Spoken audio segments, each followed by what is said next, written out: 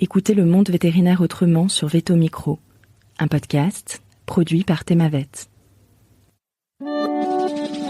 Bonjour, je suis Sophie Wilforn, vétote multicasquette, et je me suis fixée comme mission l'amélioration du quotidien des vétérinaires.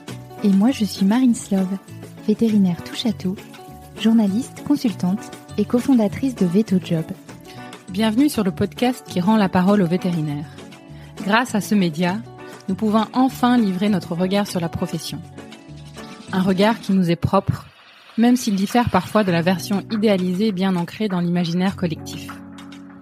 Vous entendrez ici des consoeurs et confrères, praticiens ou non, se confier sur une tranche de leur existence et interroger leur quotidien de vétérinaire. Nous avons voulu ici nous raconter tels que nous sommes, parler de notre rapport au métier bien sûr, mais aussi et avant tout de notre rapport à la vie. Ici, pas de tabou, pas de langue de bois et surtout pas de culpabilité. Vous êtes ici chez nous, mais surtout, vous êtes ici chez vous. Belle écoute. Bonjour à tous, bonjour à toutes. Aujourd'hui, j'ai le plaisir d'accueillir Anthony Leclerc sur Veto Micro. Bonjour Anthony, bienvenue. Bonjour Marine. Alors Anthony, tu es sorti de l'école de Nantes en 2005. Ensuite, tu as travaillé en canine en faisant des remplats et des gardes dans la région nantaise et dans le Grand Ouest, dans plus d'une vingtaine de cliniques. Aujourd'hui, on qualifierait ça de perle rare, je crois, d'autant que tu as fait ça pendant 6 ou 7 ans. Ensuite, tu t'es posé dans la région choltaise, donc en Maine-et-Loire, ou dans le Maine-et-Loire, je sais pas comment ça se dit, dans une clinique. Alors d'abord, tu étais salarié, puis après, tu t'es associé. Cette clinique, elle faisait partie d'un réseau, donc très rapidement, tu as commencé à t'impliquer dans des projets transverses, et finalement, tu as été nommé responsable de la communication et de l'événementiel. Tu as fait des formations, on aura peut-être l'occasion de revenir dessus. En 2019, tu te désassocies, tu refais 2 ans de salariat, mais tu sens que quelque chose te manque dans ton quotidien. Et tout récemment, en juillet dernier, tu as quitté la clientèle pour de nouvelles responsabilités. Et aujourd'hui, tu es responsable du développement régional chez VetPartners. Et comme tu me l'as précisé en préparant cette interview, tu adores ce boulot, donc on en parlera évidemment. Tu es aussi, alors il y a beaucoup de aussi, les auditeurs vont vite comprendre, conseiller régional de l'Ordre des Pays de la Loire, très investi sur des groupes Facebook vétérinaires, et tu n'es pas que veto, puisque tu es chanteur professionnel, responsable littérature du plus grand site de fans de Star Wars d'Europe, ce qui est assez original, et évidemment tu es papa de 2 petites filles de 5 et 8 ans. Alors, je suis hyper contente de t'avoir à mon micro aujourd'hui, parce que je t'avais filé ma carte entre 2 portes à la soirée des véto-artistes à Marseille la veille de la VAC, parce que tu avais fait une prestation vocale remarquée et qui m'avait beaucoup interpellée, et tu m'as recontactée, donc je te remercie, c'est hyper cool. Est-ce que tu es prêt, Anthony ? Tout à fait prêt. Bon, impeccable. La première question, c'est la même qu'on pose à peu près à tout le monde, Sophie et moi. Cette envie de devenir vétérinaire, elle te vient d'où ? En fait, comme la plupart de mes consoeurs et de mes confrères, l'envie de vétérinaire, d'être vétérinaire, elle date de la petite enfance, à l'âge de 5-6 ans, quand les gamins disent moi quand je serai grand, je serai vétérinaire, j'ai dit ça aussi.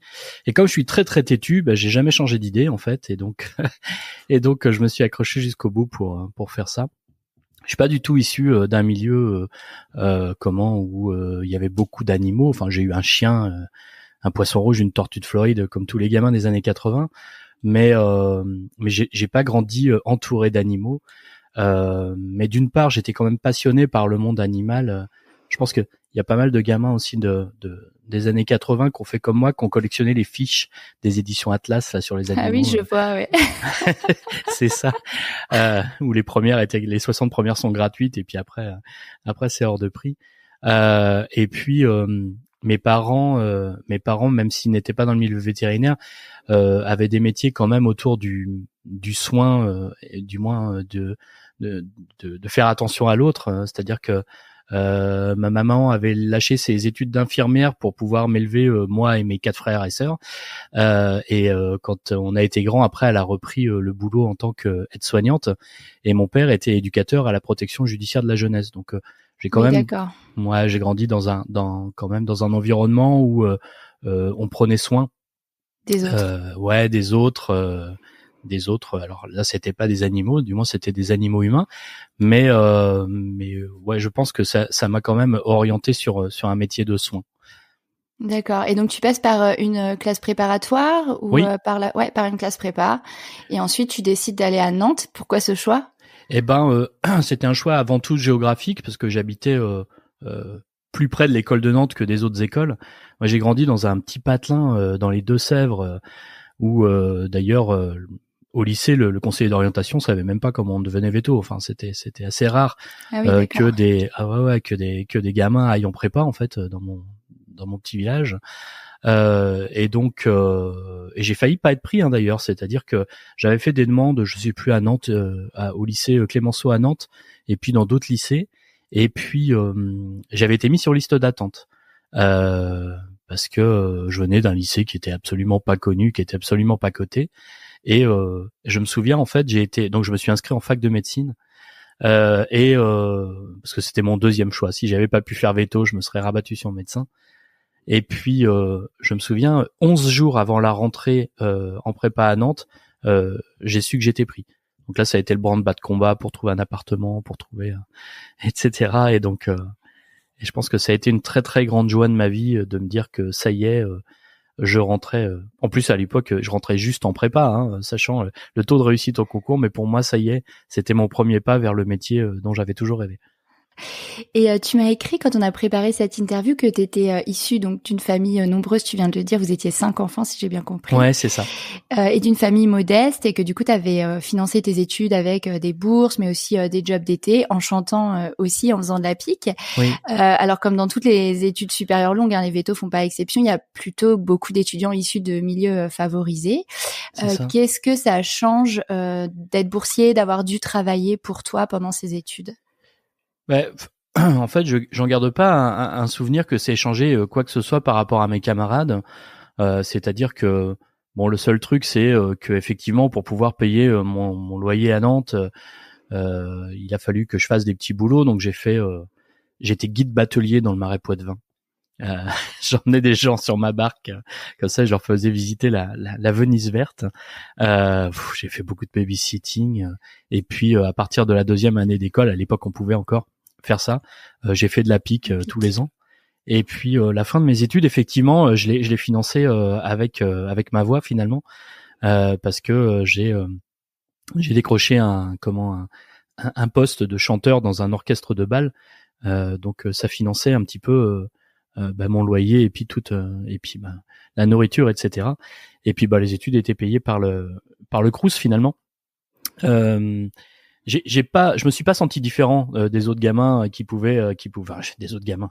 On n'était plus tellement des gamins à l'époque, mais bon, par rapport à aujourd'hui. Quand même, ça dépend, ouais, si, par rapport à aujourd'hui, on était quand même des gamins, c'est vrai. Mais voilà, j'ai pas senti de grosses différences par rapport à mes camarades. Alors du coup, le sens de ma question, c'était plus, est-ce que tu penses que ça a forgé quelque chose de particulier chez toi, même pour la suite après de ton parcours professionnel? Ouais, probablement. Surtout dans le début de ma carrière professionnelle de vétérinaire finalement, parce que je vois là où pas mal de mes camarades continuaient à faire des études en faisant un internat, ou en allant vers des domaines où ils n'avaient pas besoin de se confronter tout de suite à la réalité. Moi, il avait fallu quand même que je fasse des efforts supplémentaires pour arriver à être vétérinaire, et donc le but c'était de travailler le plus vite possible en fait en étant vétérinaire. Donc il n'était pas question de refaire une année d'études supplémentaires, d'autant que j'en avais fait une de trop parce que j'ai redoublé une année à l'école vétérinaire, et donc oui, il a fallu quand même que je me mette au boulot tout de suite et que je devienne indépendant tout de suite. Oui, par rapport à ça, puisque de toute façon, je ne pouvais pas être entretenu par mes parents, parce que derrière, j'avais aussi 4 petits frères et sœurs, et puis que mes parents avaient pas une situation. À l'époque, ça allait déjà beaucoup mieux, mais c'était pas, ils roulaient pas sur l'or, quoi. Ouais, je vois ce que tu veux dire. Oui, effectivement. Donc, tout de suite, tu t'es pas projeté dans un internat, résidenat. Non, pas du tout. D'accord. Non, et puis à l'époque, c'était moins. Aujourd'hui, je vois beaucoup de gens veulent faire des internats, des assistanats, de ce genre de choses. Nous, à l'époque, je sais pas, je dis nous, je généralise peut-être, mais moi, je voulais me confronter tout de suite au vrai monde, quoi, vétérinaire. Et d'ailleurs, j'ai commencé par faire des gardes, donc c'était vraiment en immersion totale, quoi. Et pour en revenir, t'as dit que donc t'avais trouvé un poste dans un orchestre, donc le chant faisait déjà partie de ta vie dans l'enfance. Oui, je pense que, je me rappelle pas quand j'ai commencé à chanter, mais mes parents étaient un peu globetrotters et on avait tendance à voyager beaucoup en Europe dans un fourgon aménagé camping-car. et pour passer le temps pendant des très très longs trajets avec mes frangins, on chantait beaucoup en fait. Donc on n'avait pas d'autoradio en plus, donc on chantait à l'époque des génériques de dessins animés essentiellement. Mais donc je crois que j'ai toujours chanté. Et puis c'est une culture familiale un peu quand même. Ouais, c'est une culture familiale. Alors ouais, étonnamment, mes parents chantaient pas tant que ça au final. Mais mon père nous a quand même appris à faire des canons avec mes frangins, donc ce qui développait un petit peu l'oreille aussi. Et puis surtout, moi j'ai toujours voulu faire de la musique. Et vers 10 ans, je crois, j'avais commencé le piano. J'avais fait un peu de solfège avant. Donc en solfège, on chante un petit peu, hein, donc aussi. Et donc j'ai fait du piano. Et très rapidement, en fait, le piano a été un instrument d'accompagnement en fait pour pouvoir chanter. Mais j'ai vraiment commencé à chanter de manière pas professionnelle, mais un petit peu plus correcte par le piano, en fait, en m'accompagnant au piano pour faire des chansons un petit peu plus élaborées que des génériques de Dorothée, quoi. D'accord. Et c'est pendant tes études, quand tu décroches ce boulot étudiant, on va dire, que tu commences à le faire très sérieusement, en fait. C'est la première fois, ouais. C'est ça. Alors, la première fois, ça a pas été l'orchestre. C'est un truc qui était rigolo. En fait, à l'école vétérinaire de Nantes, parce que je suis issu de Nantes, tous les ans, il y avait un spectacle musical des étudiants. Et donc, avec mon pote Timothée Audouin, qui est musicien aussi, on avait tendance tous les ans à faire des trucs ensemble. Et puis un jour, on a monté un petit groupe comme ça pour faire des reprises de Disney à plusieurs voix pour le spectacle de l'école. C'était assez rigolo. Et il y a une copine de ce groupe-là qui me dit tiens, j'ai vu une annonce là dans le journal. Il y a on parle de l'ère pré-internet, hein, quasiment. J'ai vu une annonce dans le journal avec une troupe de comédie musicale sur Nantes qui cherche des choristes. Est-ce que ça te dit pas comme ça va être fun, on le fait le casting tous les deux. Et donc j'y suis allé, finalement elle n'y est pas allée. Et puis c'était une troupe amateur qui montait Starmania. Et j'y suis allé, j'ai chanté une chanson pour avoir un poste de choriste et ils m'ont dit si tu veux on te donne un rôle principal, en fait, le rôle de 0 janvier dans Starmania. Donc j'ai commencé en fait par ça, j'ai commencé par la comédie musicale. Donc là j'étais pas payé, hein, c'était vraiment du bénévolat, mais il y avait un niveau quand même qui était assez correct. Et parmi mes co-chanteurs de la comédie musicale, il y en avait certains qui étaient musiciens ou chanteurs de bal. Et en fait c'est eux qui m'ont un petit peu poussé à faire ça. Donc j'ai passé un autre casting en fait pour devenir chanteur d'un orchestre de bal. Ça m'a bien plu et j'ai fait ça. Mais je fais ça encore en fait. La première fois c'était en 2003. Et donc ça fait 20 ans que je suis chanteur de bal. Du coup, t'étais en quelle année d'école ? Eh ben, j'étais en 3e année. Et t'arrivais à concilier tous tes petits boulots alimentaires, tes études et ça ? En fait, les balles, c'était le samedi soir, donc finalement, ça allait. Je faisais quoi, 35 dates par an, quelque chose comme ça. Donc c'était le week-end. Et puis la pique, c'était une semaine ou deux dans l'année. Oui, c'est circonscrit dans l'année. Ouais. Mais ouais, c'est ça. Donc finalement, oui, ça allait bien. Puis faut avouer aussi, j'allais pas très très souvent en cours. Hein. Les cours magistraux, il y avait les Ronéos, je suppose. Ouais. Ouais, c'est ça. Il y avait les preneurs et les tireurs. Les preneurs, à l'époque, les preneurs qui assistaient aux cours pour nous, etc. Puis j'ai jamais été un scolaire. Enfin, c'est l'école. C'est marrant parce que de faire des longues études comme ça quand on n'aime pas l'école, mais moi, à partir de la prépa, déjà jusqu'au bac, je travaillais pas beaucoup. Hein. C'est-à-dire que j'étais assez feignant pour bosser des cours, mais j'avais des grandes facilités, donc finalement, je réussissais sans avoir besoin de bosser. La prépa m'a fait mal. Hein. Quand je suis arrivé en prépa, moi, j'étais habitué à avoir de très bonnes moyennes sans vraiment bosser. Je suis arrivé en prépa, ma première note c'était 2 sur 20, ouais. Donc là ça m'a appris à travailler. On peut pas ne pas travailler du tout en prépa, mais c'est pas possible. Mais en plus à l'époque c'était alors je vous parle d'un temps, mais à l'époque c'était prépa veto, donc en plus c'était si on ratait le concours, il y avait rien derrière quoi. Rien derrière. C'était pas on préparait un seul concours. Et puis après à l'école, effectivement, moi c'était pas mon truc quoi l'école, et d'ailleurs ça m'a porté préjudice parce que j'ai fait une année de plus du fait de ne pas travailler. Mais je passais plus de temps au baby-foot que dans les amphis. Hein. à l'école Veto de Nantes, hein, les Oh copains là de là, on promo va peuvent devoir en couper témoigner. tout ça, mon Dieu. Non, j'assume aujourd'hui, finalement. Je suis pas sûr. Non, mais alors, s'il y a des jeunes qui nous écoutent, c'est important de travailler, hein, quand même. Ne serait-ce que pour ne pas faire une année supplémentaire. Si tes filles t'écoutent. Ouais, c'est clair. C'est sûr. Pourquoi je parlais de ça? Oui, je disais que j'étais pas très scolaire. C'est pour ça aussi que j'ai pas voulu faire une année d'internat ou quoi que ce soit. Et du coup, finalement, j'avais quand même un peu de temps libre vu que j'allais pas trop en cours pour répéter mes morceaux, ce genre de choses, quoi. Pour développer finalement ton côté créatif. Ouais, c'est ça, pour développer mon côté créatif, mon côté musicien, quoi. D'accord. Donc tu finis tes études à Nantes. Comment ça se passe ton entrée dans la vie active? Comment tu choisis ton premier boulot? Voilà, comment tu abordes cette partie-là du tout début de ta carrière? Bah, à l'époque, on avait moins de choix quand même. Là, ça fait vieux de dire ça, mais donc en 2005, il y a du boulot, mais beaucoup moins qu'aujourd'hui. Enfin, disons qu'il y a plus de candidats par rapport au nombre de postes proposés, et donc en fait, on prend ce qu'on trouve, quoi.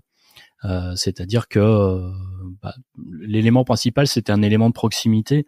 Donc, c'est-à-dire que j'ai bossé dans des petites cliniques qui étaient pas très loin de chez moi. Et puis après, de proche en proche, voilà, j'ai bossé pour un veto qui connaît un autre veto qui cherche quelqu'un, et donc et je fais des tout petits remplats en fait. Je fais des une journée par semaine, ou alors je fais une semaine par-ci, une semaine par-là. Mais ça, c'est un choix. Tu choisis de te mettre en mode remplat et pas de chercher un CDI. Ouais. Alors au début, c'est un peu pour mettre un pied dans le milieu vétérinaire. Ouais, c'est ça, pour me faire la main. Et assez rapidement, oui, ça devient un choix de pas me fixer. Donc pendant 7 ans en fait, j'ai fait que ça. J'ai fait que des remplacements et des gardes aussi. Hein. Assez rapidement, au bout de quelques mois, j'ai été de garde pour une structure qui s'appelait à l'époque sur toute l'agglo nantaise, qui s'appelait Veto 44. C'était avant l'avènement des CHV et des structures de garde. En fait, c'était toutes les cliniques et les cabinets de Nantes et de l'agglomération qui étaient de garde à tour de rôle. Et moi, je faisais des gardes pour 4-5 cliniques en fait comme ça. Donc j'étais souvent de garde. En fait, je travaillais quasiment plus la nuit et les week-ends que la journée. Et en fait, très rapidement, ça m'a permis de voir plein de manières différentes de travailler. Travailler tout seul, travailler en équipe, travailler avec plein d'ASV, travailler avec aucune ASV, etc.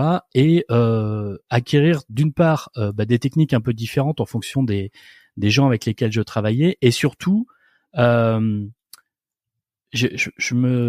très rapidement, je me suis dit tiens, je vais accumuler ce genre d'expérience pour voir ce qui marche et ce qui marche pas. Et enfin, pour moi, en tout cas, ce qui marche pour moi, ce qui marche pas pour moi, pour pouvoir après me faire une espèce de liste mentale des choses que je veux dans ma propre clinique et des choses que je veux pas, et de ce que je veux faire dans ma propre structure. Et donc pendant 7 ans, je fais ça. Donc j'ai bossé pour une 20aine de cliniques en tout. Ça a été hyper enrichissant, avec des gens super, avec des gens moins super, voilà. Mais ça m'a permis de me dire ça, je veux faire ça, je veux surtout pas faire ça. Et après, en fin 2012, début 2013. Et attends, là-dessus, je reviens, j'ai une question. Ouais. Finalement, toi qui disais tout à l'heure que t'étais pas hyper scolaire Oui. et que l'école, les cours magistraux, c'était pas ton truc, quand tu arrives dans la vie active, de mettre les mains dedans, est-ce que là, tu te sens à ta place? Ouais, mais là, voilà, là, je fais enfin ce que je voulais faire. C'est-à-dire que l'école, c'était un moyen pour être vétérinaire. Et là, je suis enfin vétérinaire. Donc là, je fais enfin ce que j'ai toujours voulu faire, en fait. Donc tu te prends pas un mur là, il y a pas mal de gens qui disent voilà, il y avait un décalage entre ce que j'attendais et la réalité. Toi en fait, c'est un accomplissement pour toi cette entrée dans la vie active. Et en fait, moi mon entrée dans la vie active, c'est ça y est, je me confronte à la réalité, et la réalité en fait, c'est à peu près ce que j'attendais. C'est-à-dire que mais je pense que c'est la plupart des gens de mon âge qui ont commencé comme ça, je pense que ça a été ça en fait, hein. C'est-à-dire que on avait une idée assez juste de ce qu'était le métier vétérinaire. Et puis en plus à l'école, je sais pas comment c'est aujourd'hui, mais à l'école vétérinaire de Nantes, dans les années début des années 2000, on pratiquait énormément en fait. C'est-à-dire que je suis sorti de l'école, j'avais fait plein de chirurgies, plein de motifs de consultes différents, etc. J'avais vu beaucoup de patients, beaucoup de clients, et je me sentais pas Alors c'est sûr, on arrive, on est tout jeune, alors surtout quand on est de garde et on est tout seul, on sait qu'on ne sait pas tout, mais je me sentais pas non plus un imposteur, quoi. Et ouais, ça correspondait à peu près à ce que j'imaginais. Ouais, d'accord, c'est intéressant parce qu'effectivement aujourd'hui on parle beaucoup de décalage, de distorsion et, Oui. et c'était peut-être pas le cas avant, effectivement. Bah, alors avant, je sais pas, mais en tout cas pour moi, c'était pas le cas. C'est-à-dire que moi j'ai eu des désillusions par rapport à des personnes, mais j'ai jamais eu de désillusions par rapport au métier lui-même. Et par rapport à la clientèle, par rapport à me confronter aux clients, ça a jamais été vraiment un problème, quoi. Ouais, d'accord. Et donc, tu étais en train d'aborder 2012. Si j'ai bien compris, 2012, c'est le moment où arrive ce fameux CDI où tu décides de poser tes valises. Je sais pas comment faut le dire, mais... Ouais. C'est fin 2012, hein, décembre 2012, je crois. Je vois une annonce, c'était un peu loin en plus de chez moi, c'était à 1h30 de route de chez moi. Je sais pas pourquoi j'ai répondu à cette annonce-là. Si, en fait, je sais pourquoi. Parce que l'annonce, c'était pour développer une clinique et en vue d'association. Et moi, ça y est, je me sentais prêt. Ça faisait 7 ans que j'avais bossé un peu partout. Et je me sentais prêt à me jeter dans le grand bain. Et en fait, ça m'avait plu de voir un truc qui disait que c'était pour développer une activité. Et en fait, je suis arrivé dans une clinique qui existait depuis à peu près 1 an, où il n'y avait pas énormément de boulot pour le moment, mais où tout était à créer. Et ça me plaisait beaucoup parce que justement, c'était un petit peu le but de tout ce que j'avais fait jusque-là, c'est d'acquérir plein d'expériences et d'idées pour pouvoir créer après une clinique qui serait à l'image de ce que à mon image et qui serait un peu celle que ma clinique idéale, quoi. D'accord. Et qu'est-ce qui te donnait envie de t'associer et de prendre des responsabilités? Alors, de m'associer, c'était parce que je me sentais un petit peu je faisais énormément de choses en tant que salarié et notamment dans le développement et je me sentais pas légitime en tant que salarié pour manager, pour prendre des décisions par rapport à la clinique, par rapport à des nouveaux services que j'ai créés pour la clinique, etc. Et pour moi, j'avais vraiment besoin de me sentir légitime et de participer d'être à la table des décideurs, en fait.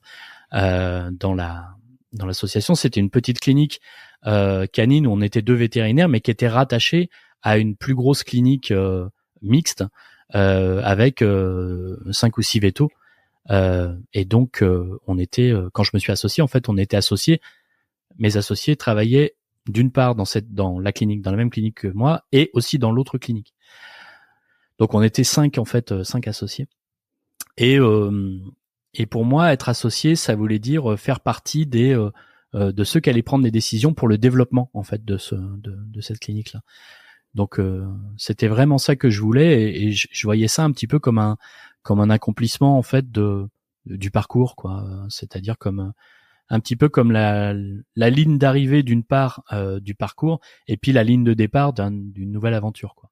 Donc finalement, tu t'avais pas imaginé ta carrière sans t'associer. C'était une évidence, Non. quelque part, qu'à un moment donné, t'allais t'associer. Ouais. À l'époque, c'était un peu le but, ouais. Ouais, complètement. J'étais pas pressé, mais clairement, à la base, je m'étais dit, je veux m'associer avant mes 30 ans. Qu'est-ce que j'avais dit? Ouais, avant mes 30 ans. Bon, finalement, on se fixe tous des objectifs ouais, comme ça. voilà, Je veux faire mon premier enfant avant tel âge. Je veux m'associer. Oui, et en ça. fait, Bon, après, on est rattrapé par la vie. Hein. Ouais, c'est ça. Finalement, je me suis pas associé avant mes 30 ans, mais en tout cas, l'association, oui, ça faisait partie de mes objectifs de carrière, quoi. D'accord. Et tu parlais de 2 cliniques. Donc, comment vous passez de 2 à 15 cliniques? C'est ça que tu m'as... Alors en fait, c'était une clinique qui faisait partie d'un petit réseau, en fait, local, hein, enfin sur l'Ouest, de 6 sociétés, toutes multisites, entre 2 et 3 sites, qui avaient mutualisé un certain nombre de choses, donc qui avaient créé une autre entité juridique sur lequel on centralisait la comptabilité, la RH, le développement, la communication, etc. C'est avant-gardiste. Ouais, franchement, d'ailleurs, je peux les carrément. citer parce que je trouve que c'est un modèle, et c'est Excelvet, donc dans l'Ouest, et en fait, cette entité-là avait pour but vraiment de développer des projets en commun pour toutes les cliniques. Donc il y avait une quinzaine de cliniques en tout. Et oui, effectivement, là il y avait en plus de ce côté médical et puis un petit peu bidouillage en termes de management, de gestion, il y avait une vraie vision entrepreneuriale dans ce truc-là et une vraie vision de développement qui me plaisait beaucoup en fait. Et donc assez rapidement, on m'a confié comme je suis d'une nature sociable et fêtarde, on m'a confié les rênes d'une petite équipe chargée d'organiser des événements pour le réseau. Donc on faisait 3 soirées par an, on faisait un arbre de Noël, un barbecue et puis une soirée à thème. Alors, des trucs de cohésion d'équipe. Exactement, mais pour que justement toutes les cliniques qui parfois étaient un petit peu éloignées géographiquement, toutes les équipes ASV et vétérinaires puissent se rencontrer autour d'événements festifs et créer du lien en fait entre les gens. Et ça c'était super. En plus j'avais une équipe géniale. Donc j'ai pris en main ces choses-là et puis grâce à ce réseau-là aussi on a pu accéder à certaines formations qui étaient pas cœur de métier quoi, des formations, des petites formations en communication, en management, en force de vente, et ça m'a énormément plu de faire ça. Et puis comme dans ma propre clinique c'est un peu moi qui gérais toute la com vers la clientèle notamment, enfin c'est moi qui gérais la page Facebook, je faisais une newsletter, enfin je faisais plein de trucs. Assez rapidement en fait on m'a proposé de prendre en main la communication de tout le réseau et donc je suis devenu directeur de la communication du réseau, ce que je faisais en plus de mon boulot de vétérinaire praticien. Oui, donc tu diversifies finalement tes compétences et tes activités. Et ça, je suppose que comme tu es très créatif, c'est quelque chose que tu vis bien et qui te plaît parce que c'est complémentaire finalement. Ouais, c'est ça. Et puis moi, j'ai besoin une seule vie, ça me suffit pas. Moi, j'ai besoin de faire beaucoup de choses. Je suis un peu hyperactif. Et comme beaucoup de confrères et de consoeurs. Ouais, je pense comme beaucoup de vétérinaires, effectivement. Et une de mes devises, enfin ma devise en fait, c'est une phrase de Jean-Jacques Goldman dans une chanson de Frederick Goldman Jones qui dit vivre même à demi, tant pis, mais vivre sans vie. Voilà. C'est très beau. Ouais, je le trouve aussi. Et effectivement, moi, avoir un seul métier, une seule activité, pour moi, c'est impossible, quoi. Et donc là, voilà, j'étais vétérinaire. En plus, j'étais directeur de la com, directeur de l'événement. Bon, puis en plus, j'avais mes activités de loisirs à côté qui prenaient pas mal de temps aussi. Donc là, j'étais heureux, quoi. J'avais besoin de nourrir ce côté hyperactif, quoi. Et est-ce que tu penses que le fait d'avoir justement ce côté touche à tout et cette espèce de double casquette, ça te permet d'apprécier d'autant mieux ta partie de praticien clinique? Oui, parce que je pense que si j'avais été juste praticien clinique, il y a un moment où ça m'aurait pas suffi et ça m'aurait et finalement je me serais morfondu. Alors que là, en faisant plein de trucs à côté, j'arrivais à nourrir plein de besoins en fait différents et du coup à apprécier tout ce que je faisais. Tiens, d'ailleurs, c'est pour ça que j'ai toujours voulu rester généraliste, parce que être spécialiste pour moi, c'est restreindre en fait la diversité de ce qu'on peut faire, et pour moi, c'est impossible. Restreindre le rayon de ce qu'on peut faire, c'est une torture, quoi. Ça me conviendrait pas du tout. Et donc effectivement, le fait de pouvoir faire quelque chose à côté faisait que mon boulot de praticien m'a toujours plu autant, quoi, au cours des années. Ouais, mais c'est intéressant ce que tu soulignes là, parce qu'en fait, on est même en France, dans tous les domaines et aussi dans la médecine vétérinaire, un peu des adeptes de l'expertise à outrance, alors que finalement, il y a potentiellement pas mal de profils comme toi qui auraient besoin d'avoir des choses très diversifiées, et à un moment ça crée une espèce de distorsion chez certains confrères ou consoeurs qui font plus que la même chose, quoi. Et ça participe peut-être aussi aux difficultés, une partie des difficultés que rencontre la profession. C'est possible, et puis peut-être aussi c'est un besoin de faire plein de choses, c'est peut-être un besoin qui se développe avec l'expérience, parce que je vois en tant que conseiller de l'ordre, j'inscris quand même beaucoup de jeunes qui viennent d'être thésés, des inscrits au tableau de l'ordre. Et il y en a beaucoup en fait qui cherchent à se spécialiser, mais de plus en plus quoi. Et même sans être hyper spécialisés, je vois par exemple les jeunes qui font de la rurale, ils veulent faire que de la rurale. Les jeunes qui veulent faire de la canine, ils veulent faire que de la canine. Bon, ça a toujours existé, mais on rencontre très peu de profils de gens qui veulent faire de la mixte. Ouais. Et peut-être que au bout d'un moment, en vieillissant, ça va leur passer et qu'ils vont dire non, mais en fait, j'ai bien envie de diversifier quoi, ce que je fais. Ouais, je sais pas. Probablement que ça se passe comme ça. Oui. C'est un peu les échos que j'ai. Ouais, c'est tout à fait possible. Et en fait. Moi j'ai pas choisi, c'était pas un besoin conscient de dire je veux faire le plus de choses possible. C'est arrivé avec le temps en disant tiens j'ai entendu de l'harmonica, tiens je vais me mettre à l'harmonica, j'ai entendu du handpan, je vais m'acheter un handpan et je vais faire du handpan quoi. Enfin c'est vraiment là je viens de m'acheter un appareil photo. Enfin c'est vraiment c'est des envies qui prennent comme ça et qui font que on fait de plus en plus de choses au fur et à mesure, mais c'est pas un besoin d'apprendre aussi, un besoin d'apprendre en permanence. Ouais, totalement. D'accord. Alors, on va passer à une autre partie de ton parcours. En préparant cette interview, tu m'as dit qu'en 2019, alors que tu étais donc toujours associé dans cette structure dont tu viens de parler, tu vis une année compliquée sur le plan personnel et sur le plan professionnel et que ça se solde par ton retrait de cette association. Est-ce que tu peux nous raconter ? Ouais, c'est les aléas de la vie en fait. J'étais marié j'avais 2 enfants, enfin j'ai toujours 2 enfants d'ailleurs, mais je suis plus marié. Et ma femme et moi nous sommes séparés en fait. C'était pas une décision de ma part. Et ça a été, j'ai pris ça un petit peu comme une surprise d'une part, et puis ça a été très compliqué pour moi. Et puis et ça, du coup, ça a un petit peu influé sur les relations que je pouvais avoir avec mes associés en fait dans la clinique, parce que moi j'étais pas bien, et puis du coup nos relations se sont tendues à tel point que je me suis mis, mon médecin m'a mis en arrêt en fait pour dépression, et mes associés au bout de quelques mois m'ont fait part de leur désir que je ne revienne pas. Donc ça a pas amélioré, on va dire, mon moral. Ça a été difficile. Après, je veux dire, c'est la vie, et puis finalement c'est ce qui mène à ce que je fais aujourd'hui. Mais c'est un vrai sujet, la dépression, parce que c'est quand même quelque chose. Toutes les études montrent que on a je sais pas comment on dit, mais un terrain, en tout cas, une propension à faire des burn-out ou être dans des états dépressifs.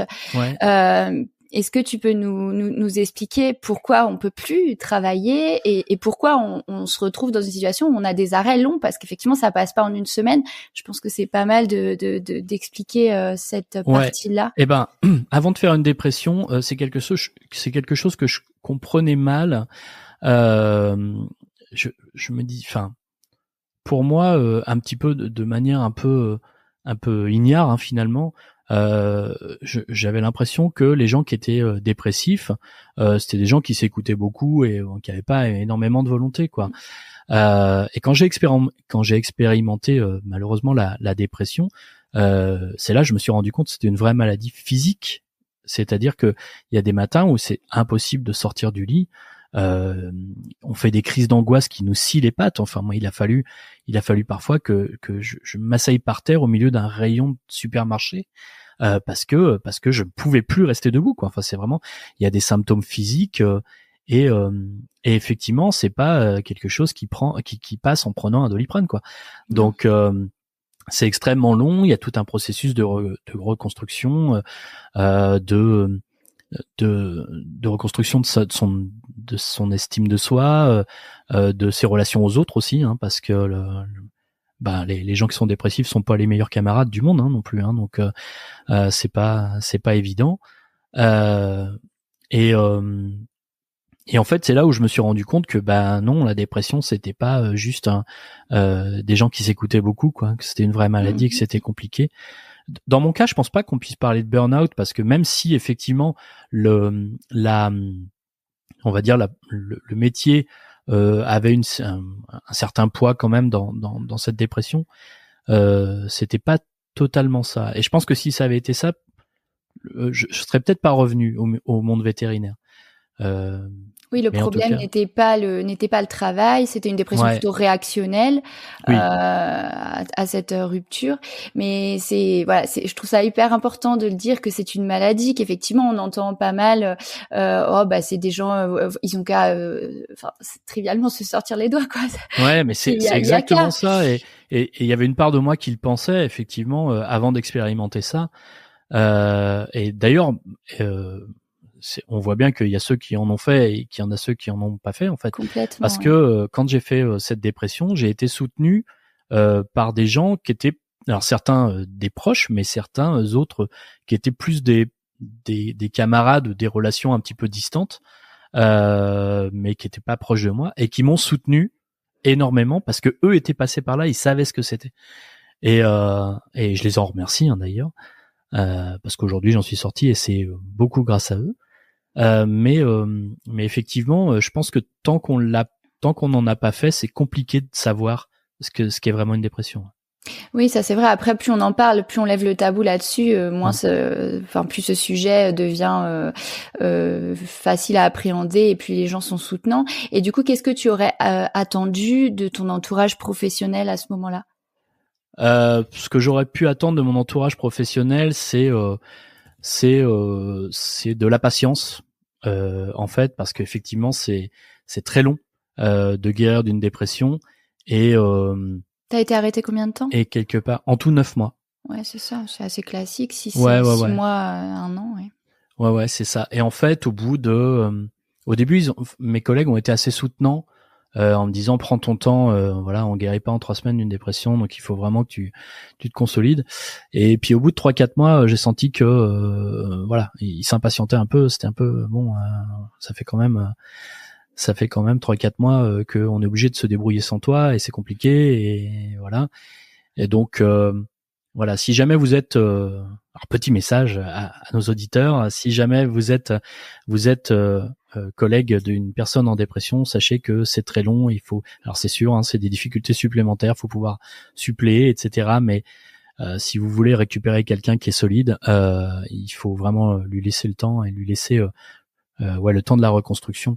Et d'ailleurs dans un boulot que j'ai eu après, j'ai été en contact avec quelqu'un qui a fait une dépression aussi et qui lui n'a pas pris le temps malheureusement de se guérir et qui est revenu, qui a rechuté. Ouais. Ça marche pas quoi. Enfin, faut vraiment se consolider avant de revenir parce que sinon c'est de pire en pire. Je te remercie pour ce partage d'expérience, c'est un super témoignage et aussi, je trouve, parce que quand on voit ton énergie aujourd'hui, l'envie de partager qui se dégage de toi, on se dit qu'on peut, dans sa vie, traverser une mauvaise passe, traverser un épisode dépressif long et intense, et retrouver la joie de vivre et la personne qu'on était. Et ça, je pense que c'est un message hyper positif. Voilà. Alors, je veux dire un truc par rapport à ça. Le milieu vétérinaire a été très aidant aussi dans ma reconstruction, et notamment, et ça, je veux remercier Dohan Tran par rapport à ça. Le groupe Soyons plus que vétérinaires et ASV sur Facebook a été, je pense, un des médicaments contre la dépression, parce que j'étais dans une période où j'étais en très grand questionnement sur ma propre valeur. Enfin, ma femme m'avait quitté, mes associés voulaient pas que je revienne. Il y avait un certain nombre de choses qui faisaient que mon estime de moi était au plus bas. Et en fait, le groupe SPQVA sur lequel j'ai pu partager un certain nombre de projets artistiques m'a permis de reprendre confiance en moi et de me dire mais si en fait j'ai de la valeur et les gens me montrent de la bienveillance et ils aiment ce que je fais et en fait je suis peut-être pas si nul que ça finalement. Et je pense que le SPQVA a été un des moteurs de ma reconstruction. Alors pour nos auditeurs et nos auditrices, Dohan Tran, c'est l'épisode numéro 13. Voilà. Alors donc tu te désassocies à l'issue de cet épisode dépressif et tu reviens au salariat, c'est bien ça? Ouais, c'est ça. En fait, au bout d'un moment, moi je me sentais guéri. j'avais réussi à sortir de cette association qui ne me convenait plus. Voilà, je suis parti, j'ai démissionné en fait de mon poste de gérant, et j'ai envie de revenir au métier que j'aimais, quoi, finalement, parce que vétérinaire, ça restait toujours ce que j'aimais faire. Et donc, avec des contraintes géographiques, puisque j'ai 2 enfants en garde alternée, donc je peux pas m'éloigner énormément. J'ai cherché un petit peu du boulot autour de chez moi, et un peu par hasard, j'ai trouvé une annonce, et donc je suis allé bosser dans cette équipe qui était hyper bienveillante, hyper entourante, et puis rigolote, quoi. Enfin voilà. Aujourd'hui, même si je travaille plus avec eux, je reste pote avec eux, et de temps en temps je m'arrête prendre un café ou une bière avec eux, et ils m'ont remis le pied à l'étrier.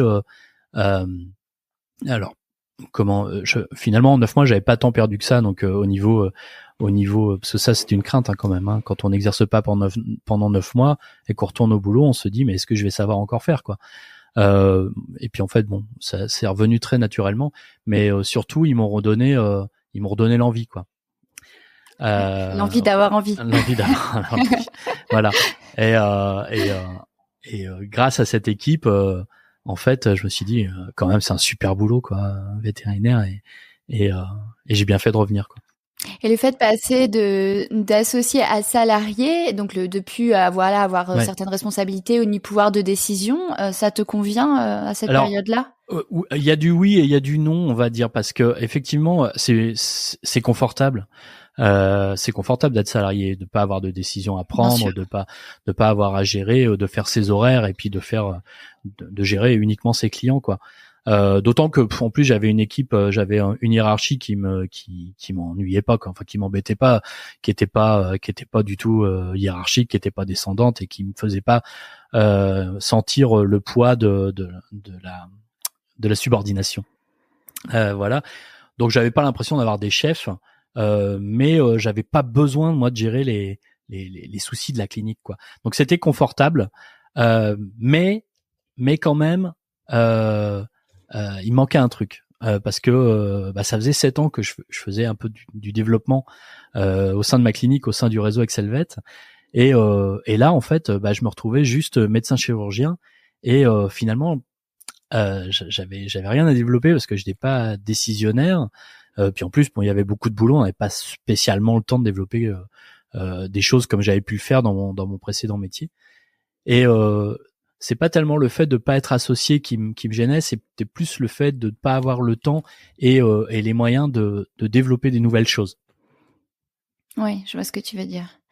Et tu parlais aussi de cette histoire de garde alternée. Tes filles, elles avaient quel âge à ce moment-là? Quand on a commencé la garde alternée, mes filles avaient 5 et 2 ans. Oui, donc c'est des enfants en bas âge. C'était des petits enfants. Ouais. Ouais. Comment tu gères les semaines où tu les as avec le métier de vétérinaire? Comment ça s'organise? C'est compliqué, hein, mais ça, tous les parents vétérinaires le savent. Hein, c'est compliqué de gérer des journées vétérinaires avec de la garde d'enfants. C'est-à-dire que en règle générale, je rentrais le soir, il était 7h30, 8h, j'ai récupéré mes pépettes chez la nounou, elles avaient déjà mangé. Et puis voilà, c'était l'histoire du soir, et puis au dodo, quoi. Donc je les voyais pas beaucoup en semaine. Donc je les voyais un peu plus le week-end, du moins les week-ends les samedis où je travaillais pas, quoi. Je faisais assez peu de garde, hein, donc déjà ça c'était confortable par rapport à la garde d'enfants. Mais essayer de caler tes gardes en fait sur la semaine où t'avais pas tes filles. J'en faisais très peu, hein. J'en faisais quasiment pas. En fait, j'étais salarié dans une structure mixte, et ne faisant que de la canine, en fait, les canins, on était quand même moins de garde puisqu'on n'avait pas la compétence sur les bovins et sur les appels de rural. Donc j'ai dû faire, je sais pas, peut-être 5 gardes en 2 ans, 5 ou 6 gardes en 2 ans. Donc c'était vraiment très peu. Donc ça n'influait pas tellement sur la garde de mes enfants. Mais en tout cas, oui, c'était le mercredi, elles étaient chez la nounou toute la journée. Le soir, je les récupérais, il était tard. En plus, tous les praticiens le savent, on sait à quelle heure on commence, on sait pas toujours à quelle heure on finit, hein, nos journées. Donc il y a des soirs où je rentrais très tard, où j'allais chercher chez la nounou, il était 21h. Bon, c'est pas arrivé souvent, mais c'est arrivé. Et il y a une forme de culpabilité dans tout ça, le fait d'être en plus en alterné et de les avoir qu'une semaine. Il y a une forme de culpabilité, et puis il y a aussi une fatigue par rapport à ça, parce que alors surtout maintenant que je ne les ai plus qu'une semaine sur deux, la semaine où je les ai, j'ai envie de les voir, quoi. Hein, forcément, bien sûr. Je les ai pas tout le temps, donc je veux profiter d'elles un maximum. Donc il y a une part de culpabilité et qu'aurait pu être plus importante encore si mon ex-femme, leur maman, donc était pas dans le milieu vétérinaire aussi, parce que du coup elle connaît ça et finalement elle a les mêmes problématiques que moi. Ouais. Donc si elle pouvait passer énormément de temps par rapport à elle et que par rapport à moi, pardon, et que moi je passais très peu de temps les semaines où je les avais par rapport à elle, j'aurais pu me sentir encore plus coupable en disant moi je veux la garde alternée puis finalement je peux pas m'en occuper, quoi.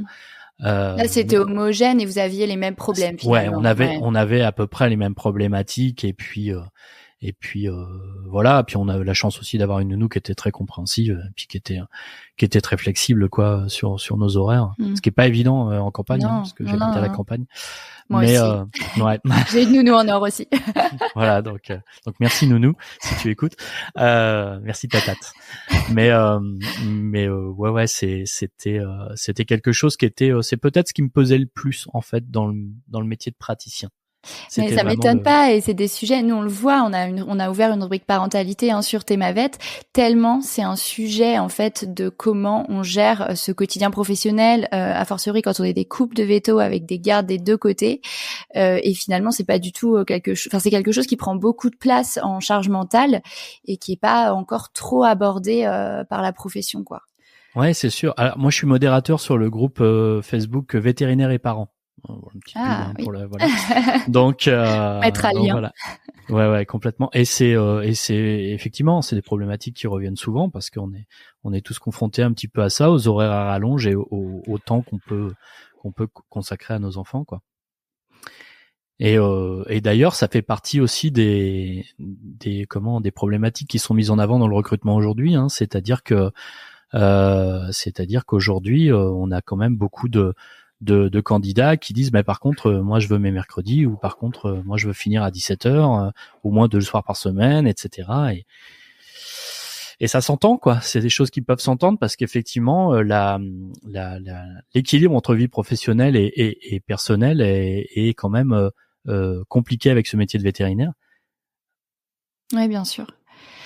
Et alors, comment tu arrives chez Vet Partners? C'est récent, du coup. Ouais, c'est récent. Ça fait 6 mois que je suis chez Vet Partners. Et en fait, là, comme tout le monde, hein, moi, j'ai vu les corporates arriver sans trop savoir quoi en penser. En plus, je fais partie du Conseil de l'Ordre. Donc, on connaît les positions du Conseil de l'Ordre envers les groupes. Hein. Enfin, je pense. Bon, je pense que tu peux les rappeler. Ouais. On a des jeunes auditeurs. Ouais, bon, en gros, les conseils de l'ordre. C'est un avis personnel que je vais vous donner, mais on va dire que le Conseil national de l'ordre ne voit pas d'un bon œil les corporates, et il y a un certain nombre de flous juridiques qui sont mis en avant avec des lectures du code de déontologie qui divergent entre les groupes et les conseils de l'ordre, tout simplement. Et donc il y a les corporates, c'est les chaînes de cliniques ou les groupements de cliniques. C'est les groupes les groupes de cliniques. Alors on en reparlera peut-être, mais je fais vraiment une différence entre les chaînes et les groupes. Hein. C'est très différent. Moi, je fais pas partie d'une chaîne. Je bosse pas pour une chaîne. Mais oui, les groupes, c'est en gros, ce sont des groupes de cliniques avec des investisseurs tiers, hein. C'est-à-dire que des investisseurs externes qui ne sont pas vétérinaires et qui financent en fait des cliniques vétérinaires. Voilà. Donc moi, je vois arriver ces corporates avec beaucoup de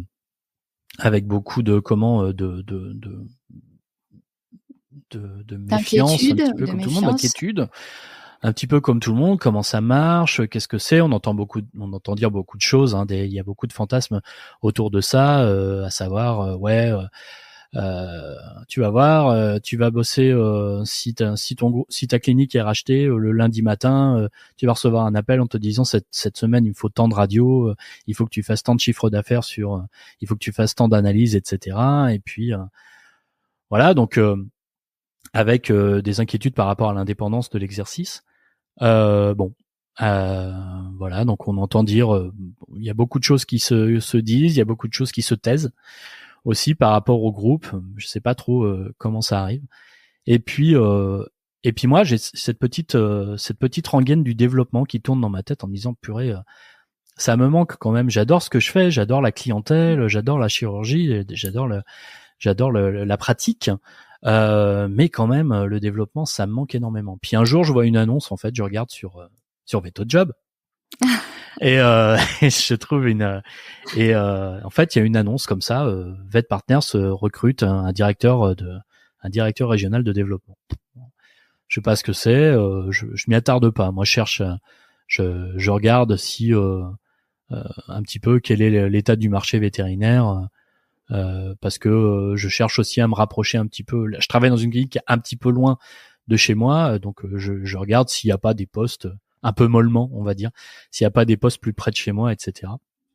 Donc j'y fais pas trop attention. Et puis j'y regarde, je vois que cette annonce elle perdure, etc. Et donc je regarde un petit peu l'intitulé du poste et du coup je vais voir un petit peu sur le site de VetPartners et je lis un peu les valeurs de VetPartners, la façon dont ça fonctionne, etc. Et puis je me dis mais finalement est-ce que c'est pas ça que tu as toujours voulu faire là depuis que t'as quitté Excelvet, c'est faire du développement justement. Donc je décide de postuler, surtout pour savoir un petit peu ce que c'est quoi. Et puis je passe un entretien, je vais dans les locaux de VetPartners, etc. Je trouve une équipe qui est hyper bienveillante, qui a l'air heureuse de travailler ici. Enfin, ça fourmille un petit peu au siège de VetPartners, de gens qui sourient tout le temps et qui ont l'air de super bien s'entendre. Et donc je m'entretiens avec Vincent Paresse, qui est le directeur général de VetPartners, qui m'explique un petit peu ce qui est attendu de ce rôle-là et surtout la façon dont fonctionne VetPartners.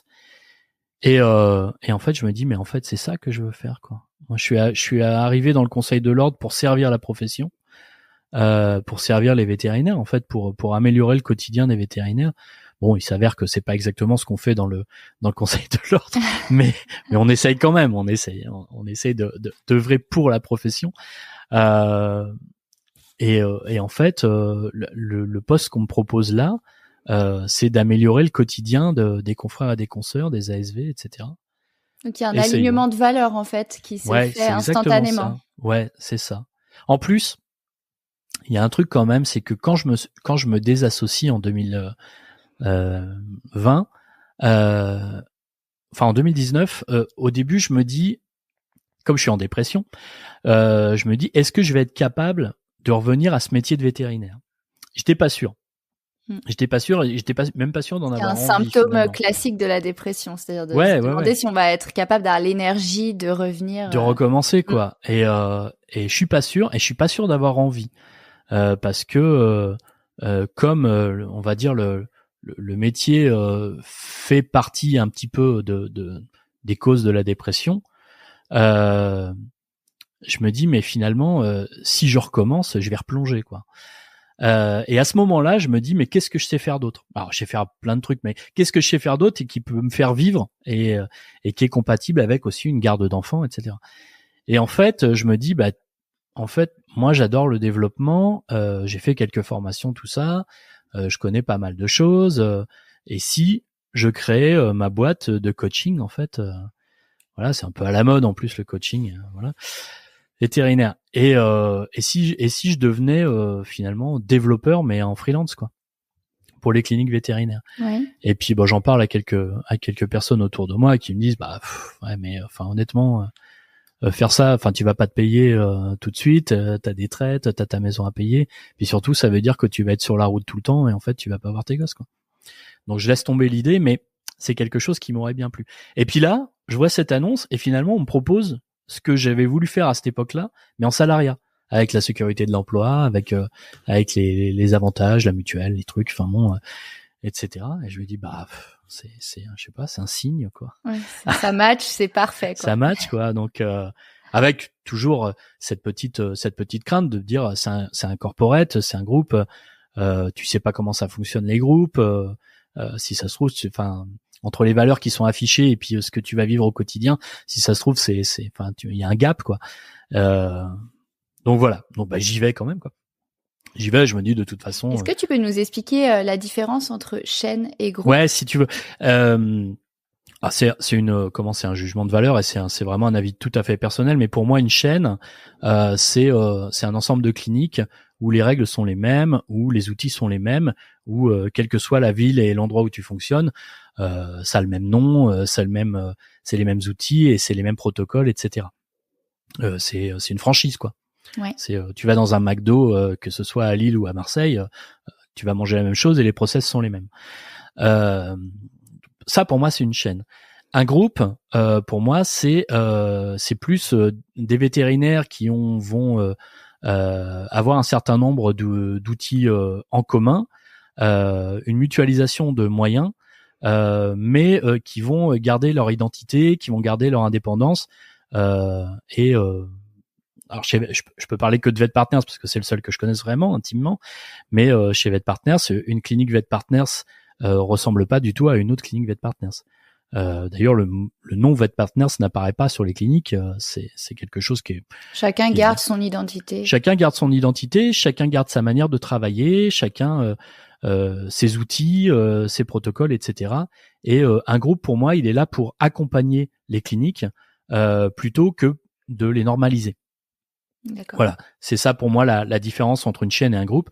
Et c'est pour ça que VetPartners n'est pas une chaîne, puisque on ne normalise pas la pratique et que chaque clinique travaille en toute indépendance, garde son identité, garde son autonomie, dans une certaine mesure évidemment.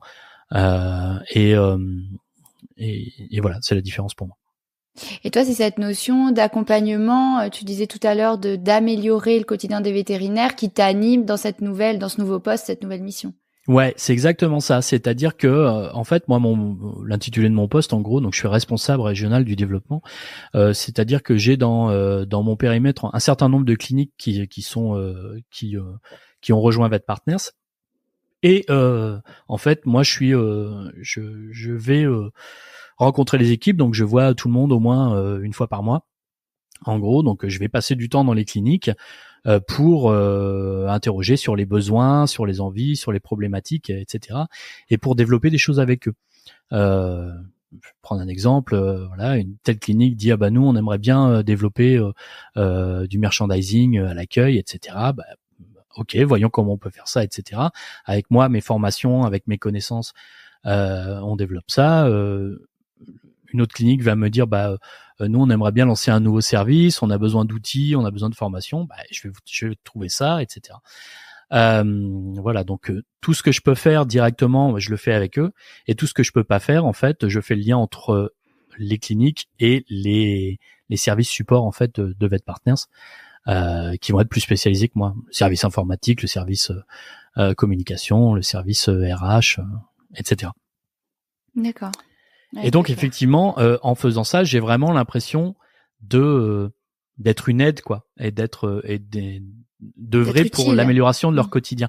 Ouais, d'être utile et d'être quelqu'un qui va améliorer le quotidien de mes confrères, de mes consoeurs et des ASV, et de vraiment de servir finalement la profession. D'accord. Et quand on a préparé cette interview, effectivement, tu m'as dit que t'aimais profondément, je crois que c'est le mot que tu as employé, la profession vétérinaire, ouais. Et que tu déplorais qu'aujourd'hui, voilà, elle soit malade, en crise, ouais. Et que pour toi, il y avait vraiment un grand nombre de modèles à changer. Est-ce qu'aujourd'hui, ce poste-là, tu as l'impression qu'il te permet de t'investir dans ce changement de modèle ? Oui, parce que mais rien que bon, alors après voilà, ça va être il va y avoir plein de gens qui vont dire ouais, il fait de la pub pour son groupe, etc. Mais le modèle même de ce nouveau modèle en fait avec l'arrivée des corporates, je pense que ça apporte pas toutes les solutions, faut pas non plus fantasmer que ce soit dans un sens ou dans l'autre le modèle des corporates, mais je pense que ça apporte un certain nombre de solutions justement à des problématiques de la profession, et notamment la problématique de l'isolement, tout simplement, parce que une clinique qui est toute seule, quand il y a un problème, c'est au aux associés de le gérer et puis point final quoi. Aujourd'hui, faire partie d'un groupe, aujourd'hui il y a une 60aine de cliniques dans Vet Partners, c'est autant d'interlocuteurs possibles pour pouvoir échanger et voir quelles sont les solutions quoi. C'est le principe de la communauté hein, quoi. Et puis également d'avoir des gens qui sont compétents sur des choses sur lesquelles on ne l'est pas. C'est-à-dire que nous vétérinaires, alors j'ai entendu récemment une interview de quelqu'un qui sortait juste de l'école et qui disait que ça avait un petit peu changé, mais moi quand je suis sorti de l'école, j'avais aucune notion de gestion d'entreprise, de management, de RH. Tu parles d'Alexandra, c'est ça Ouais. Sur Veto Micro. Oui. Alors, je vais juste redonner à nos auditeurs le numéro de l'épisode. C'est l'épisode numéro 27. Voilà, c'est ça. Et aujourd'hui en fait tout ce qu'on sait pas faire, on peut le faire par quelqu'un qui œuvre dans le même sens que nous quoi. Donc c'est un nouveau modèle. Il y a des choses qui peuvent améliorer la profession et je pense que c'est un modèle qui répond du moins en partie à un certain nombre de problématiques. La première étant que de moins en moins de vétérinaires veulent s'engager dans ces responsabilités-là. Oui, d'accord. Je précise à nos auditeurs et à nos auditrices que Veto Micro a une indépendance éditoriale et que cet épisode n'est pas sponsorisé par Vet Partners. Voilà. C'est absolument, dit, ce sera écrit. C'est pour ça que je précise, j'ai précisé à plusieurs reprises, c'est un avis personnel. Mais moi je le précise comme ça, il y a vraiment une totale, il n'y a pas de porosité entre nos activités commerciales et éditoriales. Donc on garde une indépendance éditoriale. Alors évidemment, on interroge des vétérinaires qui viennent, il y a eu Veto Adam, etc. Mais ce sont des interviews totalement indépendantes et non sponsorisées. Et du coup, tu as pas mal parlé de ton côté actif là dans des groupes Facebook, mais finalement, je pense que ça rejoint tous ces sujets qui t'animent pour l'avenir de la profession. Du coup, tu t'es investi sur quel groupe et pourquoi? Alors depuis très très longtemps, je suis sur tous les groupes un petit peu historiques, VDM vétérinaire, les perles des clients vétérinaires. Ça doit faire, je sais pas, 12 ans que je suis sur les perles, un truc comme ça. Et puis sur sur les vétos ne sont pas des pigeons, qui est un groupe pour les plus jeunes auditeurs, qui est un groupe qui est né quand il y a eu un projet au gouvernement de dégroupement entre délivrance et prescription.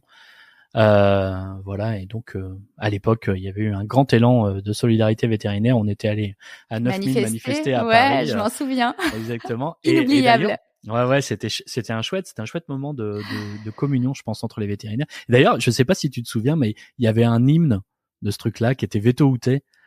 Je sais pas si non, alors ça me dit rien. C'était une chanson qui avait été écrite sur la musique de Papa Outé de Stromae. Ah, mais si, bien sûr, on l'avait reçu, par mail. Mais c'est moi qui chantais. Et on l'avait. Ah, c'est fou, c'est marrant. Oui, je m'en souviens. Donc voilà. Donc sur les vétos ne sont pas des pigeons. Sur le vétérinaire et parents, donc dont je parlais tout à l'heure. Sur Veto Entraide également. Voilà, il y en a sûrement d'autres, mais il y en a tellement aujourd'hui. Sur CDM, QDM, ce genre de choses. Il y a tellement de groupes vétérinaires aujourd'hui, c'est dingue. Ouais, c'est fou. On essaiera de mettre quelques liens dans les commentaires. Et sur SPQVA, donc depuis le confinement. Alors, je reviens un peu sur le volet chanson, puisqu'on vient de parler là de... Ça fait une bonne transition. Ouais, ça fait une bonne transition, c'est parfait que tu chantais à la manifestation.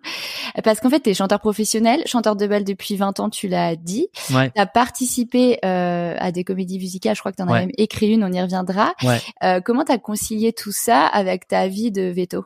Je dors pas. Je dors pas beaucoup. Je suis quelqu'un de passionné. Donc quand il y a un truc qui me tient à cœur, en fait, j'y mets énormément d'énergie, énormément de temps. Et donc la comédie musicale, c'est quelque chose c'est un loisir à la base quand même. Hein. Et c'est quelque chose qui prend du temps, certes, mais quand j'étais juste comédien et chanteur, en gros, ça me prenait mes dimanches. C'est-à-dire, c'est des répétitions tous les dimanches pendant 10 mois, pendant 1 an. Donc un loisir prenant, mais guère plus qu'un loisir prenant, quoi. Exactement, guère plus qu'un sportif ou quelqu'un qui fait du sport ou qui fait du théâtre ou qui fait de n'importe quoi, qui a une activité extra-professionnelle, quoi. Donc bon, ça me prenait du temps, mais pas plus que ça finalement. Après, la comédie musicale que j'ai écrite, ouais, là, ça m'a pris d'une part beaucoup de temps, mais surtout beaucoup de place dans le cerveau, on va dire. C'est quelque chose parce que j'y tenais beaucoup, et puis c'est quelque chose. Oui, tu m'as dit que c'était après tes filles, c'était la plus grande fierté de ta vie. C'est ça. J'avais pas d'enfant à l'époque. Ah, t'avais pas d'enfant, oui. D'accord. Non, c'était avant la naissance de mes enfants. Tu pouvais encore dégager un peu de temps. Ça. C'est exactement ça, parce que ça m'a pris énormément de temps. En gros, ouais, c'était une comédie musicale qui a été montée, donc que j'ai écrite en fait. J'ai pas écrit les chansons, j'ai écrit le livret en gros. J'ai écrit l'histoire, et c'était une comédie musicale qui a été jouée en 2013 et qui était uniquement faite à partir de chansons écrites et composées par Jean-Jacques Goldman. D'accord. Je suis un grand fan de Goldman, et voilà. Et donc j'ai d'abord écrit ce truc-là, et puis après j'ai casté une équipe en fait. Alors j'ai repris beaucoup de membres de la troupe de comédie musicale dans laquelle je jouais, et puis j'ai casté quelques autres personnes. À la finale, on était 31 comédiens sur ce truc-là. Donc gérer une équipe de 31 bénévoles, ça demande du temps, ça demande de l'énergie, carrément, ouais. Ça demande énormément de choses. Mais voilà, c'était génial, quoi. Enfin, c'était pour les Restos du Cœur, c'est ça que tu disais. C'est ça, c'est que tout le monde était bénévole. Alors il y avait des pros, il y avait des amateurs. Mais tout le monde était bénévole, et l'intégralité des profits a été reversée au Resto du Cœur. D'accord. Voilà. Et c'est ce qui a motivé ma demande d'interview, c'était quand même la chanson à la base. T'as chanté avec brio à la soirée des Véto Artistes un conte musical vétérinaire. Je sais pas comment on dit, mais je crois que c'est comme ça que tu l'as appelé. C'est pas moi qui l'ai appelé comme ça en réalité. Je sais plus, je me souviens pas qui a parlé de conte, mais ça correspondait bien, je trouve. Oui, mais tu sais que le mot conte, il a été prononcé la première fois après cette soirée-là. Ah, d'accord. En réalité. Ouais. Pour moi, c'était une histoire. Et en fait, on l'a appelé conte musical après cette soirée-là.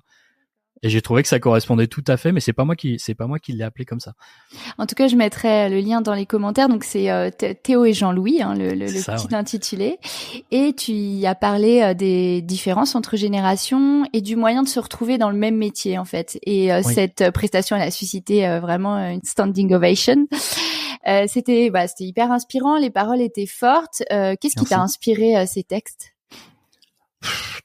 C'est mon expérience d'une part en tant que manager de plein d'équipes finalement, où j'ai vu certaines choses qui se faisaient en clinique et certaines choses qui marchaient, certaines choses qui ne marchaient pas, et puis également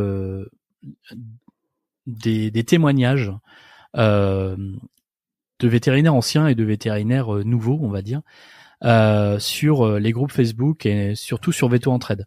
J'ai trouvé qu'il y avait énormément de mal-être qui était exprimé souvent de façon anonyme sur le groupe Facebook de Véto Entraide, et qui tournait autour de ces thématiques-là, c'est-à-dire que les jeunes comprenaient pas les vieux et les vieux comprenaient pas les jeunes. Et ça avait l'air d'être une situation qui se généralisait un petit peu, je trouvais, dans la profession en France. Beaucoup de vieux qui disaient les jeunes veulent plus rien foutre, c'est vraiment des feignants, et beaucoup de jeunes qui disaient mais moi je comprends pas que les vieux ne comprennent pas qu'on ait envie de vivre à côté de notre profession, quoi. Donc voilà. Et en fait, ce conte musical, finalement, Théo et Jean-Louis, il est venu parce que Laurent Gessen et Timothée Audouin, qui sont les organisateurs du spectacle des vétérinaires artistes là, depuis quelques années, qui a lieu donc en marge de la VAC, m'ont demandé. Alors Timothée, je le connais depuis 20 ans, hein, c'est mon meilleur ami, mais Laurent et lui connaissent un petit peu ce que je peux faire en vidéo sur YouTube et sur Facebook, et m'ont demandé, on cherche des artistes, et on voudrait bien que tu fasses un passage sur sur la soirée des vétérinaires artistes.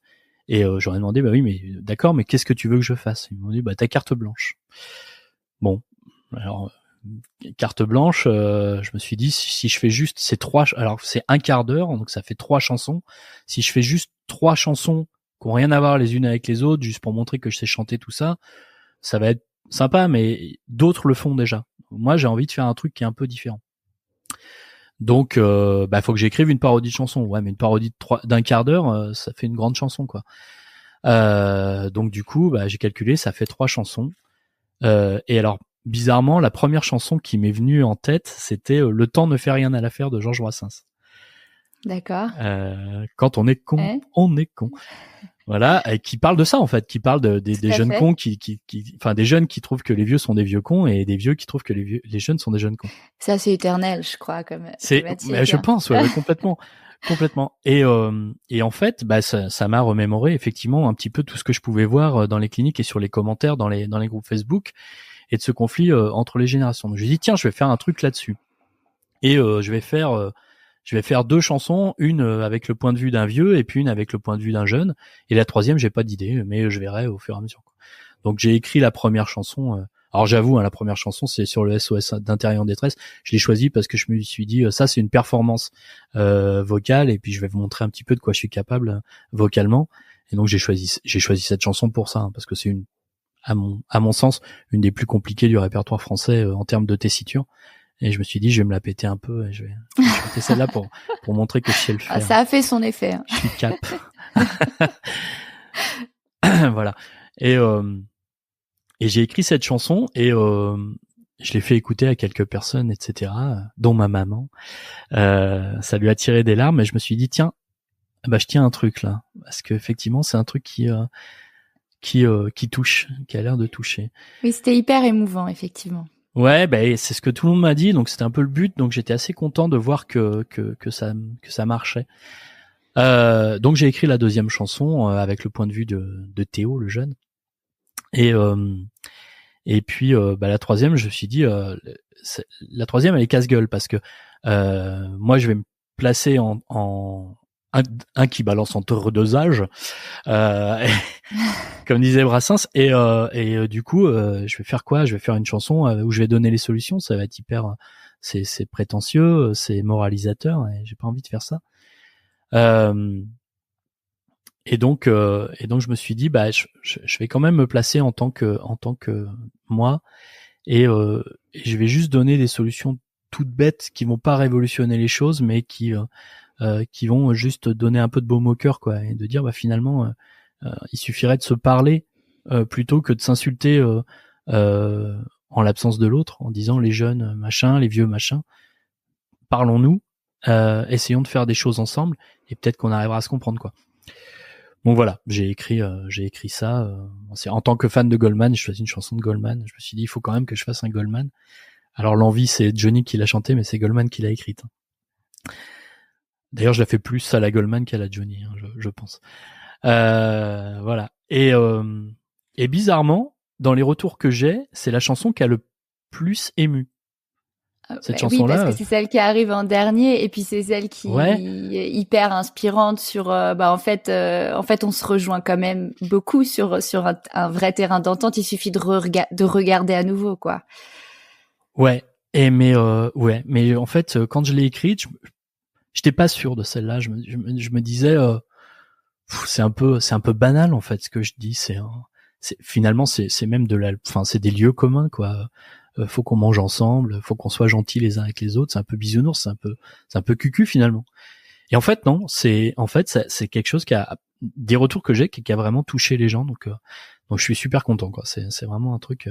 Là, je regardais ce matin la vidéo. Ça fait 3 semaines à peu près que je l'ai postée. Elle a été vue par plus de 7000 personnes, 7200 personnes, je crois. Donc ça fait un ça m'étonne pas, bien sûr. Et on remettra le lien, et j'invite les auditeurs qui l'ont pas écouté à aller l'écouter, parce que c'est vraiment très chouette.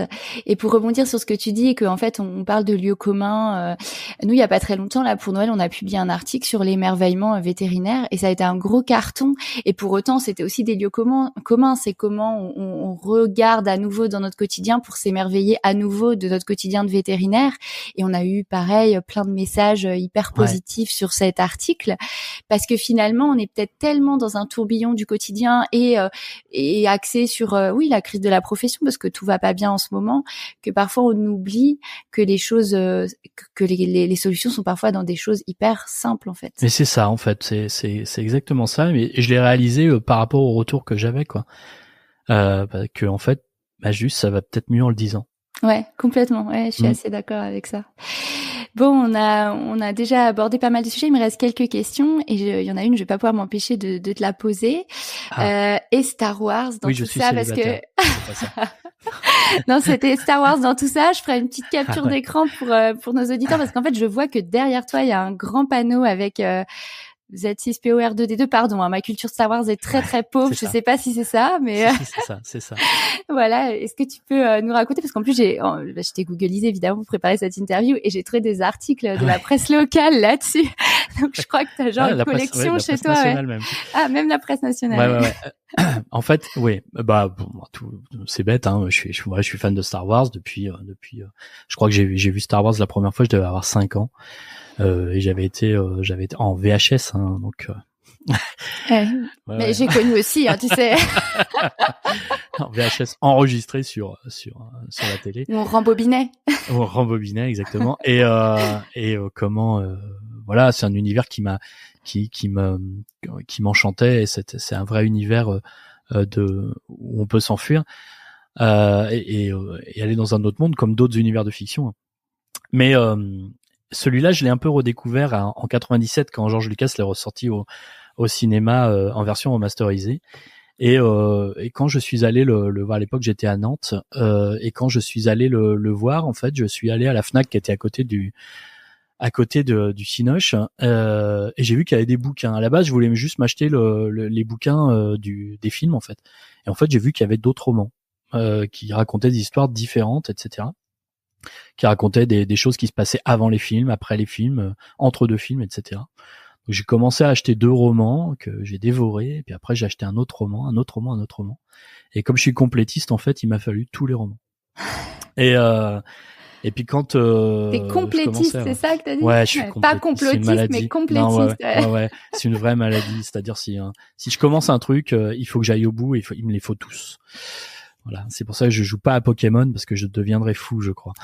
Mais ouais, en fait, très vite, il m'a fallu tous les romans et il fallait que je lise tous les romans, il fallait que je sache tout sur l'univers de Star Wars. Puis après, j'ai commencé les comics, donc après il m'a fallu tous les comics, puis tous les guides, puis tous les machins. Puis au bout d'un moment, j'ai une collection qui est assez délirante, qui est peut-être la plus grande bibliothèque Star Wars de France. Donc voilà. Donc chez moi, c'est un vrai musée Star Wars. Il y a du Star Wars partout. Alors surtout depuis que je vis tout seul avec mes enfants. Là, ça a pris des proportions de dingue. Et donc, forcément, je me suis, comme c'était un truc qui était une passion, j'ai une connaissance qui était assez encyclopédique en fait de Star Wars. Et j'ai eu la chance de trouver une tutrice de thèse qui accepte que je fasse ma thèse vétérinaire sur Star Wars. Mais non. Mais si. C'est dingue. Ouais. Donc en fait, je suis docteur en Star Wars. C'est assez fou, quoi. Enfin, c'est un truc génial. L'intitulé de ma thèse, c'est les mécanismes de l'évolution des espèces illustrés par les créatures de l'univers de Star Wars.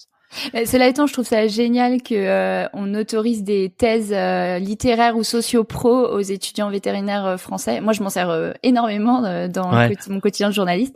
Et franchement, ça, je trouve ça très cool qu'ils aient pas fermé à la clinique. Ouais, c'est plus dur aujourd'hui, je pense. Tu crois? Tu penses que c'est plus dur? Ouais, je crois qu'aujourd'hui, il faut vraiment que ce soit des thèses expérimentales pour que ce soit accepté. Ah d'accord, ok, je savais pas. Mais à l'époque, on pouvait encore faire des thèses bibliographiques et j'ai eu la meilleure mention. Hein. Enfin, c'était vraiment, c'est pas un travail, c'est pas un boulot juste comme ça pour rigoler. Tu l'as fait à fond comme tout ce que tu fais. Ah ouais, c'est vraiment là. En plus, j'y connaissais pas grand chose en évolution, donc là, je me suis énormément documenté là-dessus, etc. Et en fait, le principe de cette thèse, c'est que j'explique les principaux mécanismes de l'évolution, sauf que plutôt que de les illustrer avec des mouches drosophiles ou des pinsons de Galapagos, je les illustre avec des Ewoks, avec des Wookiees, avec des Gungans, quoi. Donc c'est assez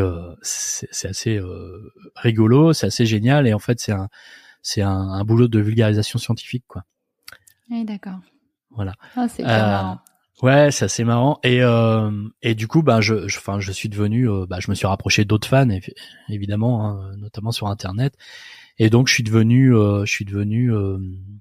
comme j'avais une grande connaissance de ce qu'on appelle l'univers étendu de Star Wars, c'est l'univers livresque et essentiellement de Star Wars. En fait, je suis devenu responsable de la littérature d'un site qui à l'époque ça s'appelait Anakin Web et qui aujourd'hui s'appelle planetstarwars.com et qui s'avère être le plus grand fansite d'Europe ou le deuxième plus grand fansite d'Europe, je sais plus, après un site anglais. Donc voilà, donc c'est assez rigolo, ça me permet de faire des interviews d'auteurs, hein, des critiques de bouquins, etc., qui sont très très sympas. Ça te permet toujours d'avoir un à côté créatif, différent, pour ça. trouver un équilibre entre tout ça, quoi. Ouais, c'est ça, c'est encore une vie, encore une de mes 100 vies, quoi. Une vie parallèle. Ouais, une vie parallèle dans une galaxie lointaine, très lointaine. Bon, si on revient un peu, on retourne dans le domaine vétérinaire, on quitte Star Wars. Ouais. Il y a une question que je pose assez souvent, c'est qu'est-ce que tu aurais envie de dire aux jeunes vétérinaires là qui nous écoutent, qui sont peut-être encore à l'école et qui vont sortir et qui sont pour la plupart assez inquiets du monde qui les attend. J'ai envie de leur dire, faites des stages et arrêtez d'aller faire des stages dans des grands centres dans lesquels vous travaillerez pas, ou dans des trucs hallucinants avec du matériel extraordinaire que vous utiliserez probablement jamais dans votre carrière. Allez faire des stages dans des petites cliniques vétérinaires. Pour la plupart d'entre vous, ce sera ça votre quotidien, et confrontez-vous à la réalité et vous allez voir que c'est un métier qui est génial, quoi. Mais si vous Là, je vois dans les petites cliniques, on a du mal à trouver des stagiaires, alors que dans des grands centres, des CHV ou des centres de référé, etc., ils croulent sous les demandes. Mais c'est pas ça la vraie vie, en fait. Et certains d'entre vous travailleront dans des grands centres, etc., mais la plupart d'entre vous travaillera dans des cliniques généralistes.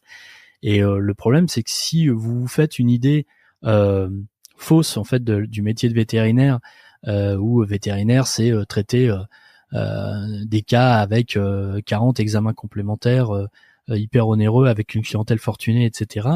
Quand vous allez être confronté à la vraie vie vétérinaire, vous allez être déçu. Donc, faites des stages dans des petites cliniques, dans des cliniques mixtes, dans des cliniques canines, dans des cliniques équines, ce que vous voulez, mais faites des stages dans des vraies cliniques et pas dans des grands centres. Et là, vous vous confronterez réellement à la vraie vie vétérinaire. Et quand vous sortirez de l'école, vous aurez pas de désillusion. C'est le conseil du Jedi. C'est le conseil du Jedi. Du sage. Moi, j'ai toujours été généraliste. J'ai fait 17 ans de médecine généraliste et j'adore ça, quoi. Enfin, c'est vraiment le métier qu'il me fallait, quoi. C'est-à-dire que c'est le contact avec la clientèle, c'est la diversité de ce qu'on peut faire chaque journée. Bon, après, ça va avec ma personnalité. La diversité, j'ai besoin de faire plein de trucs différents, mais voilà. Et surtout, c'est ce qui attend la plupart des vétérinaires. Donc voilà. Je rebondis sur ce que tu viens de dire avec une toute dernière question qui est inspirée par ton compte musical Théo et Jean-Louis. Est-ce qu'on est véto pour la vie? Je pense, ouais. En tout cas, moi, en tout cas, j'espère. C'est un métier dans lequel on met tellement de nous-mêmes, ne serait-ce que le temps qu'on passe à faire des études. Enfin, mine de rien, 7 ans c'est long, plus qu'un master, comme disait Jean-Louis. Et dans lequel on investit énormément de nous-mêmes. Et quelque part, c'est dommage d'investir autant de nous-mêmes pour faire ça 10 ans et puis faire autre chose, quoi. D'autant plus que on peut faire autre chose à côté. Enfin, c'est pas une fin en soi, la preuve. Moi, je fais énormément de choses. Je suis vétérinaire et je fais autre chose. Vétérinaire, ça veut pas forcément dire praticien. Ça veut pas forcément dire.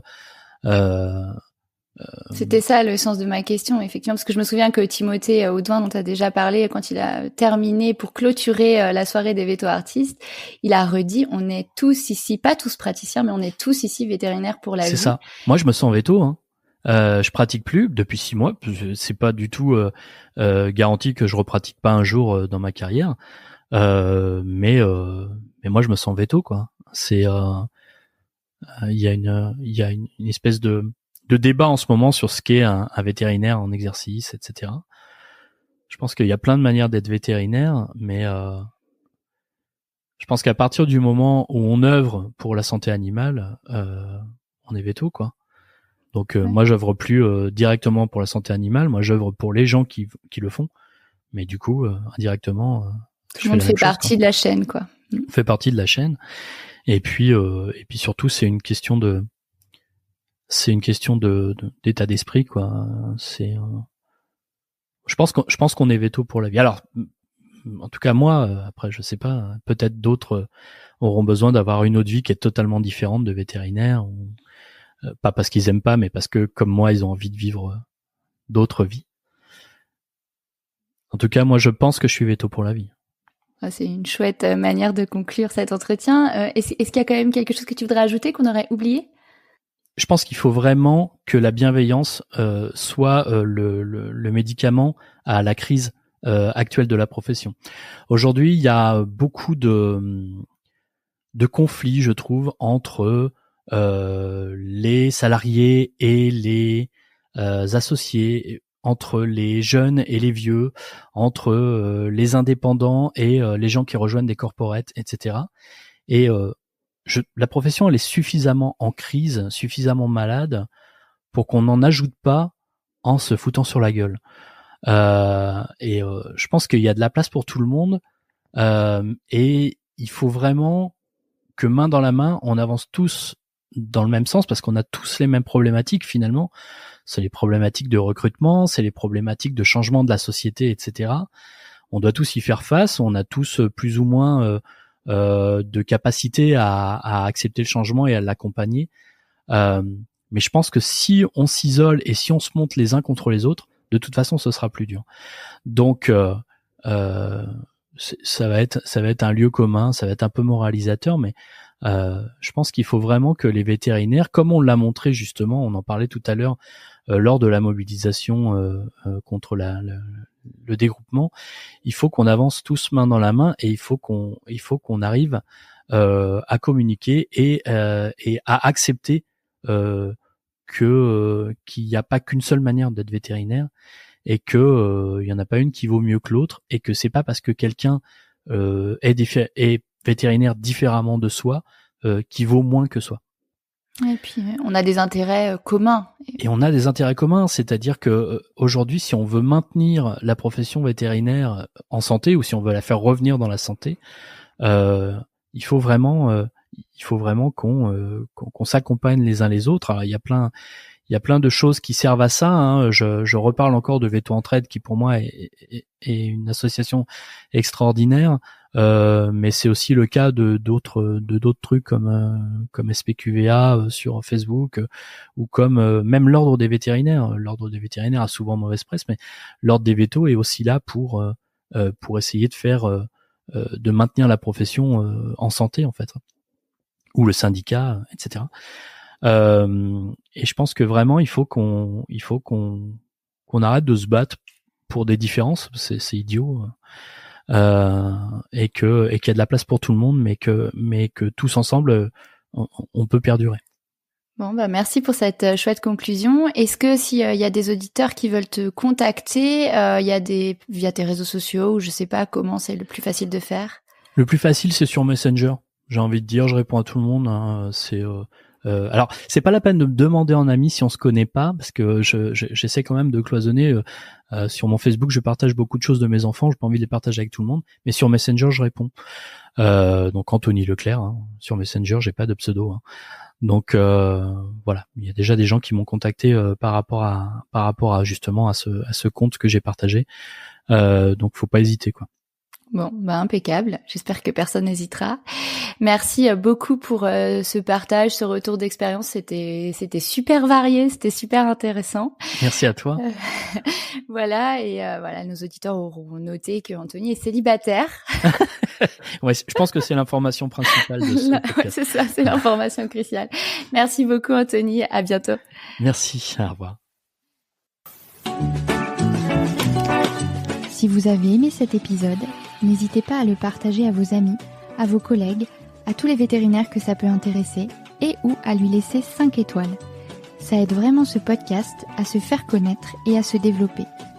Il me reste à vous souhaiter une très belle journée et surtout prenez soin de vous, de votre famille, de vos collègues et de vos patients.